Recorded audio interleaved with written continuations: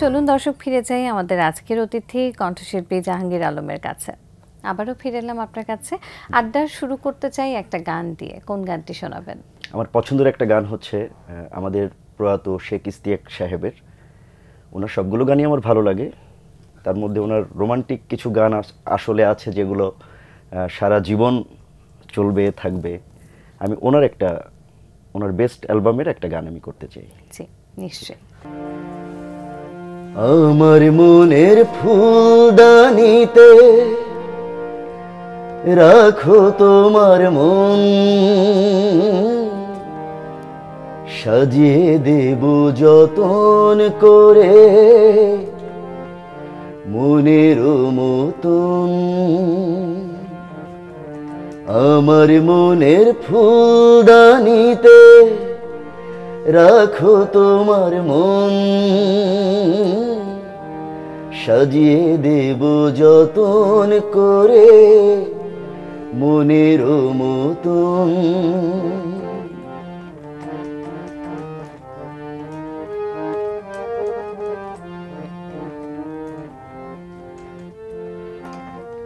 কত মধুর স্বপ্ন দেখি আমি তোমায় নিয়ে, যাও না আমার স্বপ্নগুলো সত্যি করে দিয়ে।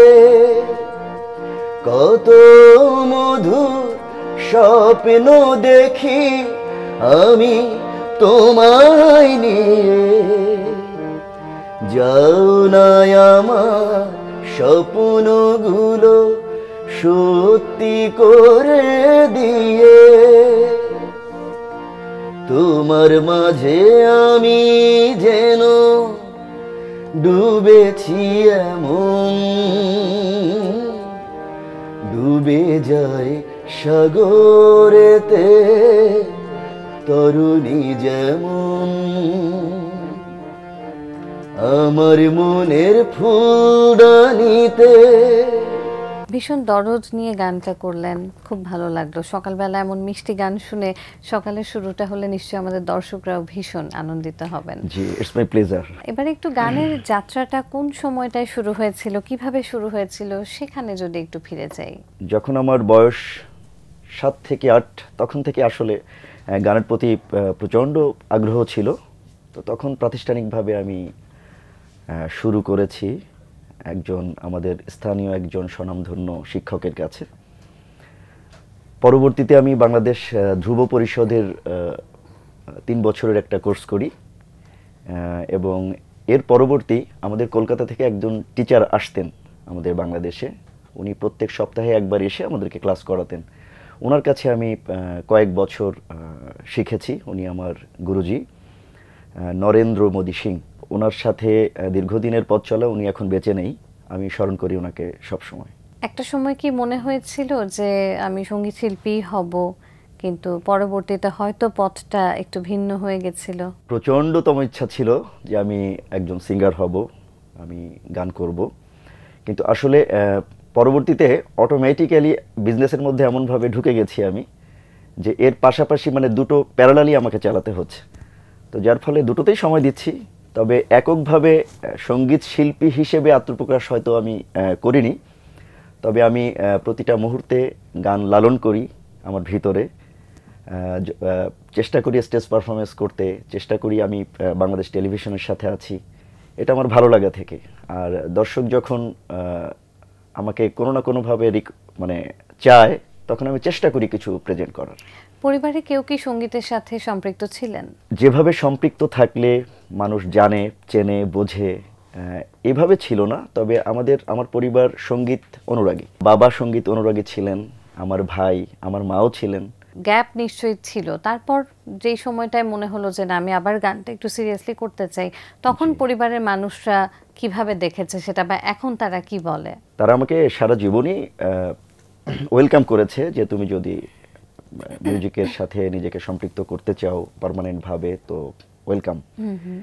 তো তারপর যে কোনো কারণে করা হয়নি, ঠিক ওভাবে করা হয়নি, বাট এখন তারা দে আর ভেরি হ্যাপি। গান করছেন, কোন আঙ্গিকের গানটাতে আপনি বেশি স্বাচ্ছন্দ্য বোধ করেন? ফিল্মি গানগুলো পছন্দ করি, আমি ফোক পছন্দ করি এবং নিজেও করার চেষ্টা করি, কভার করার চেষ্টা করি।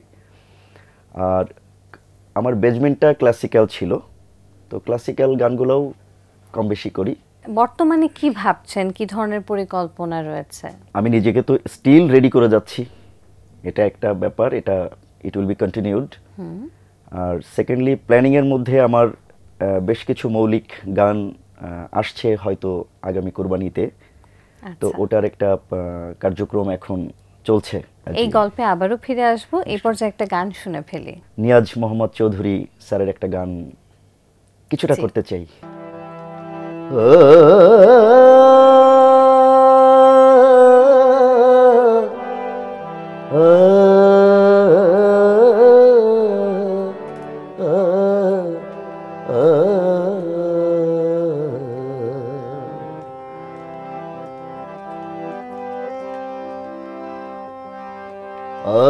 আজ বৃষ্টি কান্না দেখে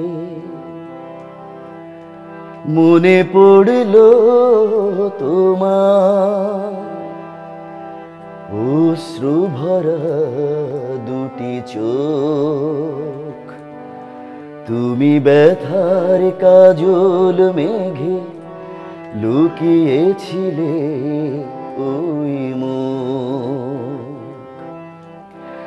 আজ বৃষ্টি কান্না দেখে মনে পড়ল তোমার অশ্রু ভরা দুটি চোখ, তুমি ব্যথার কাজল মেঘে লুকিয়েছিলে ওই মুখ।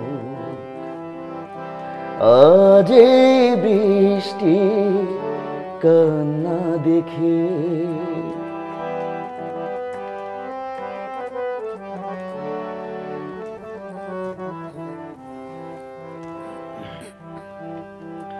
বেদনাকে সাথী করে পাখা মেলে দিয়েছ তুমি,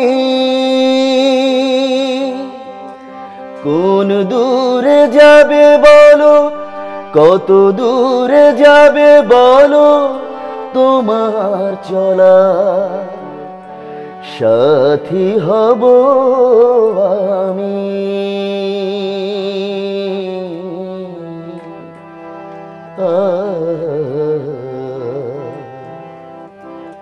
বেদনাকে সাথী করে পাখা মেলে দিয়েছ তুমি, কোন দূরে যাবে বলো, কত দূরে যাবে বলো, তোমার চলা সাথী হব আমি।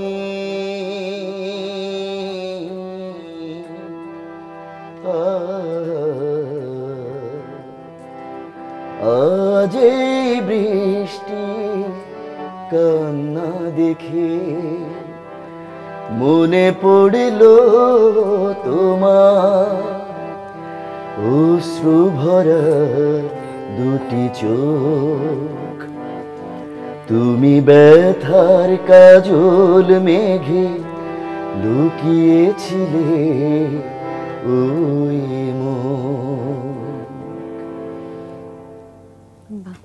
চমৎকার, ভীষণ মনোযোগ দিয়ে গানটা শুনছিলাম, কারণ যেই মানুষগুলো অন্তরে ক্লাসিক্যাল ধারণ করেন এবং এই গানগুলো সেমি ক্লাসিক্যাল আঙ্গিকের বা ক্লাসিক গানগুলোকে এত যত্ন নিয়ে করার চেষ্টা করেন, সেই গানগুলোকে আসলে শুনতেও হয় যত্ন নিয়ে, এবং আমার বিশ্বাস আমাদের দর্শকরাও ভীষণ উপভোগ করছেন আপনার গান। এবার একটু এই যে আপনি বলছেন মৌলিক গানের প্রস্তুতি চলছে, মৌলিক গানে কি ম্যাক্সিমাম আধুনিক গানই কি করার পরিকল্পনা রয়েছে?